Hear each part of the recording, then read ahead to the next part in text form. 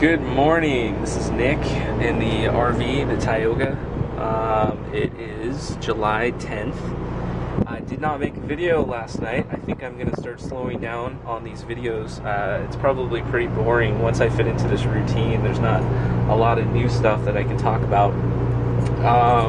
Yesterday I pretty much just relaxed. I was at the Home Depot parking lot really most of the day. The only time I left was to let her potty, and then we also went to, or I went to McDonald's, and they had one little outlet that all these guys were fighting over to plug their laptops in to recharge, so I got a full charge there.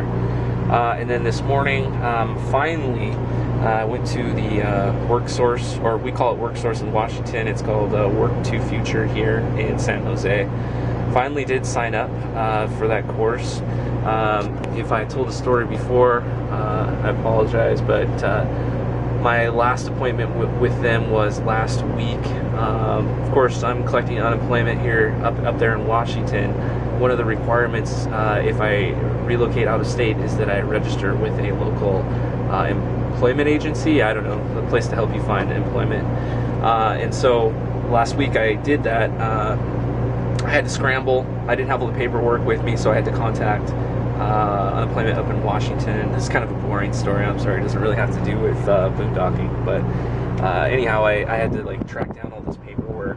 I got it, and let me make sure this is recording. Yes, okay, I'm not wasting my time. So anyway, I had to get this paperwork. I had to jump through these hoops, basically. I got all the paperwork, went there, and for the address, I put motorhome because I don't have an address. They saw that when they were looking at the paperwork, and they turned me away. They said that I need to get a P.O. box, and then they scheduled me for an entire week out. And of course, I want to get out of beat this heat and go down to the coast where it's like 10 degrees cooler. I'm trying to go to Santa Cruz. Matter of fact, I don't know if you can see this, my shirt. It's a Santa Cruz shirt. I bought that when I was in Santa Cruz with Melissa when we were on the boardwalk. Anyways, I'm trying to head down there. I've been trying to head down there, but because they scheduled me a week out, I had to wait. So actually I got a call, or no, I called back to this agency, and I said, because I thought about it, and I thought, are you turning away homeless people? I mean, can you do that just because I don't have an address? So they talked to their director there, and I got the okay to join the program or whatever. It sounds like it's going to be a kind of neat program. I'm going to have next on the 26th, I'm going to meet with a one-on-one with a I don't know, some sort of guru that's going to help me get a job. So I'll do that. And anyway, they called me back and they apologized and said, we're sorry, that we shouldn't have turned you away. That was our mistake. And so today I went back, and the guy was really cool. His name's Dan. He was joking with me a little bit. He had a good attitude about the whole situation. So I'm just glad that there was no grudges or anything like that from their end. The last thing I want them to do is report something negative, and then my benefits are denied. So anyway, it went really smooth, and it sounds like it's going to be a good tool, resource to help me find employment somewhere else. They offer workshops, and they'll even give you reimburse you for costs, such as an example he got is anything that you need to pay for to get a job, such as even a haircut or a suit or transportation costs, so that's something I can look into in the future. Maybe even a P.O. box, because if I need an address to collect or to get a job, then whatever. So they might reimburse me there. Oh, look at this. I hate when it does this. So the fridge, the propane's been feeding to the fridge. Every time I turn on the AC, or the generator, this thing wigs out. It's supposed to go to gas automatically, but it's I have to toggle it on and off. It's really annoying. And then when I turn off the generator, the fridge is going to go off again. So you really have to keep this in mind. Make sure that you don't spoil all your food when you just turn off the generator. This motorhome's got a few little problems, but for the most part, it's really nice. It's it's all encapsulated. I tell everybody my story, and they're like, "Oh, that sounds fun. That sounds like an adventure." They look at my motorhome, and, "Oh, that's a nice motorhome." It is all enclosed. It's a little living environment. You know, I've got a table here, a swivel chair, windows. You know, I've got this. I got a microwave when I run the generator.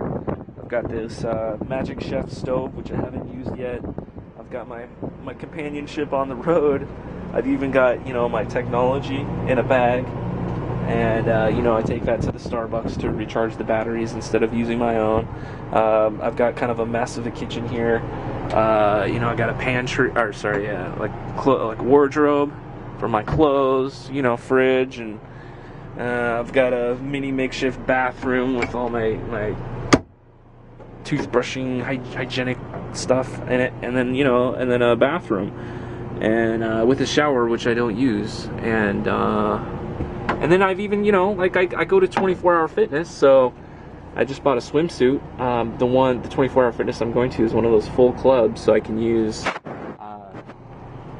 like a swimming pool and the sauna. So I mean, if you really think about it, I don't have it that bad.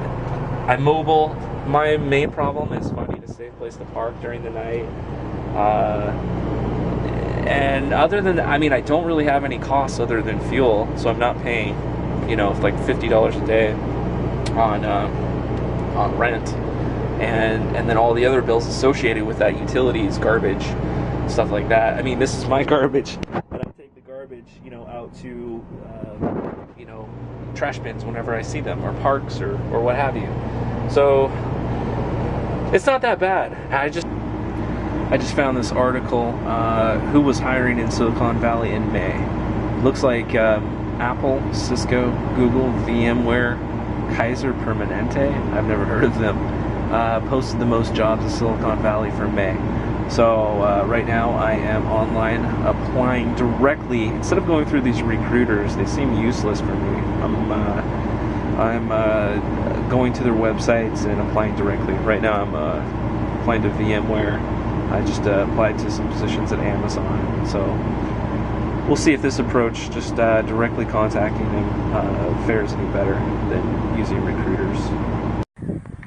Weather.com is saying that it's 87 degrees here in San Jose, California. And it is saying that it is 62 degrees on the coast in Santa Cruz. So I think that's where I need to go. I've been trying to sit here and read this book under the shade provided by this tree, but it is just too hot.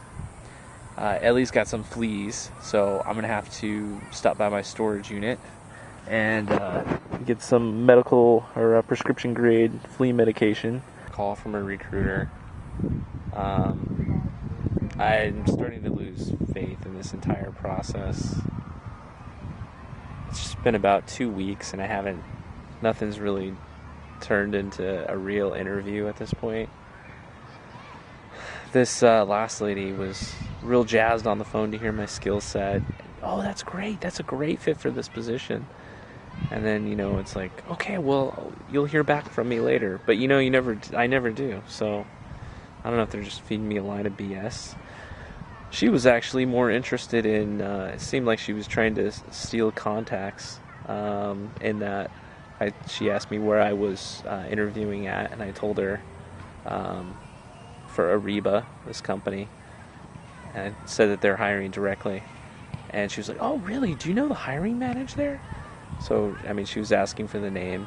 Obviously, she's just trying to contact them so that she can start soliciting, you know, recruits for that job, and then get the bonus.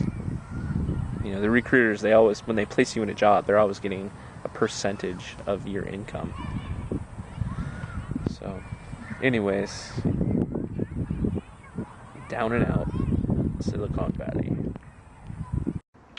Well, I'm at the storage facility and just gathering a few things here. What a mess. It's really hard to find things in this. It's really stacked high. It's only a 7x10. So what did I get? Here's the most important thing. Was something I bought off eBay a long time ago. It was Frontline Plus in bulk. This is how the veterinarians get it.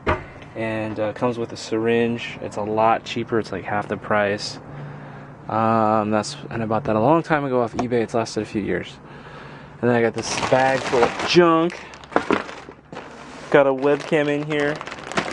Logitech webcam to make higher resolution videos. I know my videos have been pretty lacking in quality. Lighter, some old cookies that I'm not supposed to keep in there, so I got them out of there. Scissors, an old battery bag. Oh, this is great. This laptop lock. So that when I'm at Starbucks or something, I can get up and leave my laptop there and not have to worry about it. And then I got this waterproof camera case. It's universal. It's something I bought off eBay for like 20 bucks. And I plan on going down to the coast, so maybe I'll get wet in the water, and that way I can bring the camera and you can see it on the screen.